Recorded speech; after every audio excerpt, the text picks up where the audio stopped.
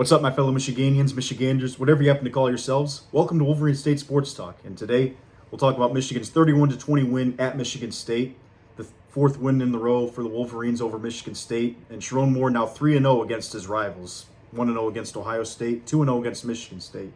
You could say 4-0, but that win against Ohio State in 23 counts towards Jim Harbaugh. So for the official records, it's 3-0, which we'll gladly take. Nothing wrong with that at all.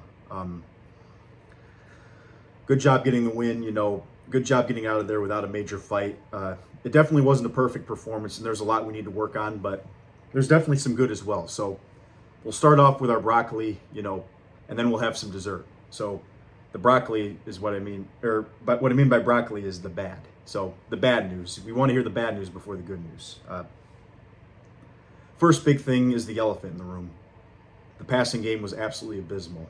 Bryce Underwood, 8 of 17 for 87 yards, no touchdowns.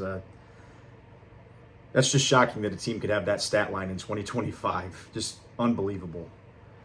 Even for a freshman quarterback on the road, that's rare to see a output that pitiful. So watching the film, because I rewatched the whole game, a big thing I noticed about this game is we didn't use the middle of the field at all. I'm talking about between the numbers, about 5 to 10 yards down the field, the intermediate routes that the Detroit Lions are so good at. It doesn't seem like Michigan utilizes that very well, or at least they didn't in this game. Part of that is the tight ends didn't have a good game. Marlon Klein didn't have a good game. But the bigger thing is, and I think this is the biggest weakness of the team, Michigan lacks a true slot receiver.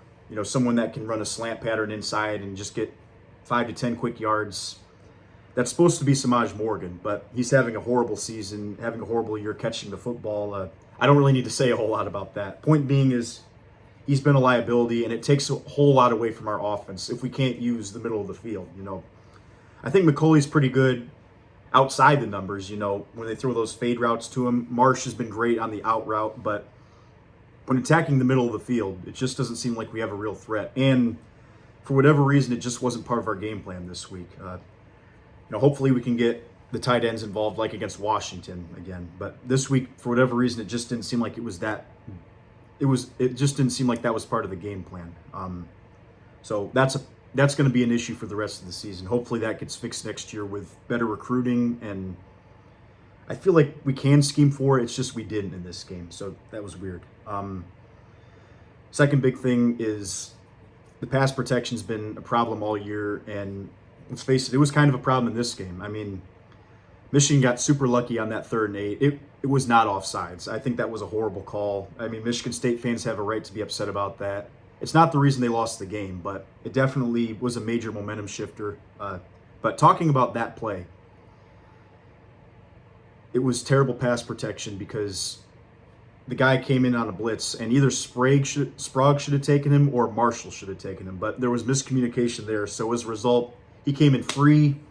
Nobody blocked him, even though someone should have blocked him. He was on the line of scrimmage for a good 5 seconds before the play started. Somebody should have picked him up. So that kind of stuff has been an issue all season. I see guys double team guys, and then someone stops blocking, so the nose guard or whoever gets off his block and gets an easy pressure. This is affecting Bryce Underwood. And the fact that was almost a game-changing turnover, I think after that play, that's when Sharon Moore said, you know what? We're not going to take any more chances throwing the football because we're getting our quarterback hit and we're risking turnovers. We're risking rush throws. So, we're playing great defense. Let's just run the football. I don't care if it's 3rd and long. Just no turnover is a win in my book, and let's let our defense win this game. And to be fair, it worked. So a day later, I kind of understand why we went with that strategy because, the pass game was a liability at that point. But it really points to the pass protection's been a problem, and it's affecting Bryce Underwood. Really, the big thing is it's been a problem on the road. You look at Bryce has played 8 games so far. His 4 road games have been terrible. I think he's completed about less than half of his passes, throwing for about 120 yards a game on the road. It's terrible. And I think part of the issue is the pass protection's been terrible on the road, and you just see a different Bryce Underwood, I think part of it is you look at the 4 road games, it's at Oklahoma, Nebraska, Michigan State, and USC. 4 very hostile environments. And I think what the issue is, in my opinion, is the he's having trouble getting the calls in, having trouble adjusting the protection when he needs to. Part of that is being a freshman, so he's not.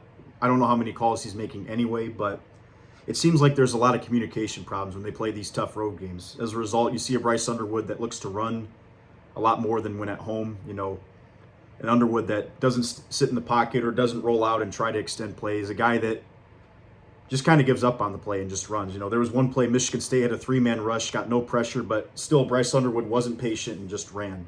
And part of that is his quarterback clock is going off a lot faster than it needs to. So that's been a big problem all year.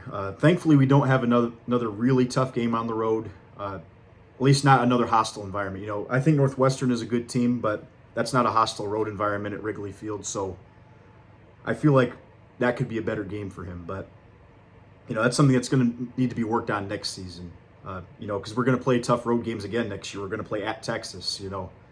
We should have a much better offensive line, but it's going to be pretty young. Got to get the communication down. Got to make sure we know who's getting who. You can't have Marshall and Sprague, messing up on the linebacker blitz. You got to know to pick him up, because that should have been a game changer. So that's the biggest problem with this team. No threat over the middle, poor pass protection, and Bryce just having issues on the road in tough environments. I think with Bryce it'll get better because he's only a freshman, but it needs to get better soon because, to be frank, in 4 road games I haven't been impressed. The 4 home games have been fantastic, but the road games not very good. The stats support me. Look it up on ESPN. So to the second bad, this is kind of nitpicky. 2 of Michigan State's big runs happened when the defensive ends cheated inside. So I know we're rotating a lot of guys. Cameron Brandt's been pretty solid this year despite mediocre stats. Should have had 2 sacks last week against Washington. But the 49-yard run from Frazier, which was a game changer, Brandt cheated inside. It allowed the tackle to get an easy block, and the tight end was able to spring out, make an easy block on Houseman. And that sprung a 49-yard gain that should have never happened. Because outside of that, we did a great job stopping the run, but this defense runs into problems when they do stunts and blitzes and they just get out of position. When this defense is gap sound, physically they're pretty good, so they don't get blown back and they don't give up a lot of rush yards. But when we try to do these crazy schemes or when guys just don't stick to their assignments, that's when the big plays happen. And that's a lot of defenses in America, but I think it's especially Michigan because I do think we have quite a bit of talent on this defense. So big thing is Brandt doesn't need to cheat inside. Nate Marshall, who's only a freshman, they got him some playing time, number 94, also cheated inside. That allowed a 25-yard run. You take those 2 runs away, Frazier only had 12 carries for 35 yards. So, those 2 big runs obviously count, but it's obvious what the issue is. You line up correctly, you stay in your gap, you're going to be just fine at Michigan. So that's something that can get better. Third big thing for the bad, Michigan needs Cole Sullivan. Hopefully he's okay, but Bowles, you can tell, is not quite as good. A lot of the pass completions happen around him. Not trying to knock on the guy too much, but Cole Sullivan is just elite at covering passes. He's really stepped up as a sophomore. Probably one of the best pass coverage linebackers in the country with 3 interceptions. He's been great in zone. Hopefully that's not a serious injury, and if it is, we won't need him for the next couple weeks, and he'll be ready to go for the big one. So that's the bad. Now it's time for our dessert, time for the good news. The best part about this game easily was the run blocking and the running backs. First half, I felt like Greg Crippen was playing very poorly. I thought the offensive line was not playing very well, and I think Sharon got in their ear at halftime.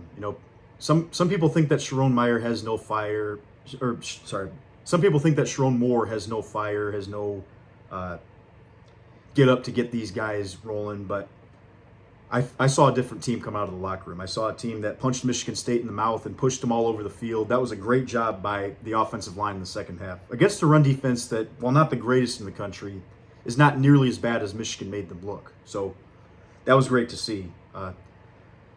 We just kept running the football and they couldn't stop it, And right now, Michigan has one of the best run games in college football. As much as we think this offensive line isn't great, Michigan is 7th in the Power 4 in yards per carry and 7th in yards per game. So this is a run game in the top 10 percentile, and it's a credit to Chip Lindsey and some great blocking schemes. It's a credit to Grant Newsome, who has helped guys develop over the year. Two guys I really want to give a shout out to too are Frazier and Guarnera.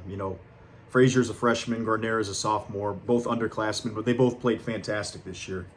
Guarnera's been the best lineman on this team, in my opinion. He didn't start the season as a starter, but on film, he's looked fantastic. A couple of great seal blocks to give big runs for Haynes. Frazier's doing a great job as a freshman as well. Is in for the injured Evan Lincoln. Honestly, I think he's been an upgrade. I'm super excited to see what he can do next season and for the rest of this season. So kudos to this offensive line for playing a great second half, at least with run blocking. I already mentioned the pass blocking, but the run blocking has been great. It's one of the best running games in America. Marshall, I think, is going to get more carries too. I love the way he runs and gets extra yards. I think he's a great fit for this offensive philosophy. If you're going to play 3 yards in a cloud of dust, bully ball, control the clock, Jordan Marshall is the perfect running back for that. So that was great. The other really good thing is it was a great job by this defense. I think they've put together 2 fantastic performances after a horrible game against USC. I mentioned up front they look a lot better than that game. I know USC's got a pretty good offensive line, but Washington has a good offensive line, and Michigan State's offense overall is pretty good, especially in the pass game. That's what I was worried about, but we did a great job containing Marsh. Jair Hill I thought was absolutely fantastic. I've always thought he was a great corner, but he had a couple not so great games this year, but this was one of his best games. He was running step for step with Marsh and doing a great job, and he's looking like one of the best cornerbacks in the country. So him and Barry have been great the past couple weeks. Front seven's done their job, and our linebacking core has been fantastic. You got Houseman, you got Sullivan who got hurt, but the guy who I think was the player of the game was Rolder. What an unbelievable performance with a fumble recovery, a sack, and 10 tackles. He was a monster all over the field, looked like an NFL prospect. This linebacker unit has gotten so much better as the year's gone on, and right now it's looking like the best in the Big Ten outside of Ohio State. Ohio State has Reese and Styles. Those are 2 pretty tough guys to beat, but our linebackers are great in pass coverage, great at stuffing the run and being aggressive, getting sacks. And that's without Jayshawn Barham, too. Barham's moved up to play defensive ends, and he was doing pretty good at linebacker, too. So we have a lot of depth at that position. I need to see Bowles play a little bit better, but otherwise, Rolder has really stepped up and been a game wrecker. The defensive line's done a great job getting pressure, too. Shout out to Derek Moore for a couple sacks. Really should have had 3, but I think there was a penalty that took 1 away. He's had a good season. Barham gets pressure. Trey Williams had an important pressure on that 2-point conversion. So that's something that was kind of not great at the beginning of the year, but it's been a lot better the past couple weeks. Really nice job by Wink Martindale and this defense to get better. I'm not sure if Wink is going to stay after this season. I hear that they're grooming someone named Morgan on the staff, but you got to hand it to this defense. After that horrible showing, they've taken 2 steps forward after taking a step back against USC. 2 very good performances against 2 very good offenses. If Michigan State was going to win this game, it was going to be with their offense, and we shut them down. I know they had a garbage touchdown, but that was with backups on the field for U of M. Really, Michigan held them to about 250 yards, which is fantastic. So overall, biggest takeaways from this game is Bryce needs to play better on the road. Same with the offensive line in terms of pass protection. Seems like the slot receiver is a big weakness on this team. Our run game looks like one of the best in college football. Statistically, it is, and the offensive line has continued to improve. Defense, 2 strong performances in a row. I think now we can say that's a strong unit after a bad game against USC. We can say that USC game was an anomaly, at least on the defensive side of the ball. And last takeaway is talking about these road performances. We've gone to 4 very hostile road environments. Thankfully, we don't have any more left. We have Northwestern and Maryland, and those should actually be pretty good game. That should be a good litmus test for Sharon Moore, because let's face it, this is an audition for his future, this season and next season, in my opinion. And we haven't looked good on the road. That's been our biggest problem. I know we beat Ohio State on the road last year, but this season, our 4 road performances, Underwood has not looked good. The pass game hasn't looked good. We're 2-2 on the road with 2 very poor performances, and if we're honest, this was not a great game either. And Nebraska wasn't that great either. We only won that game by 3. So Northwestern is a solid opponent. It's not going to be the toughest road environment, but they're a solid team, and we're not going to be in the big house. So that could be a good litmus test for Sharon Moore to see, if he can keep this team improving, keep the passing game improving. At Maryland could be tricky too, because that's a look-ahead game to Ohio State. I think those two games will tell us a lot about this coaching staff and if they really have this team ascending in the right direction. Ohio State's going to be a tough game, and I don't know if we have the talent to beat them. We might, and I'll get to that in another video. But point being is we should beat Purdue next week. I don't think that's going to be a very tough game at home. But Northwestern and Maryland, that'll tell us a lot about this team and this coaching staff if they have really improved this team. All right, guys. Thank you all for listening. Go Blue, and have a good one.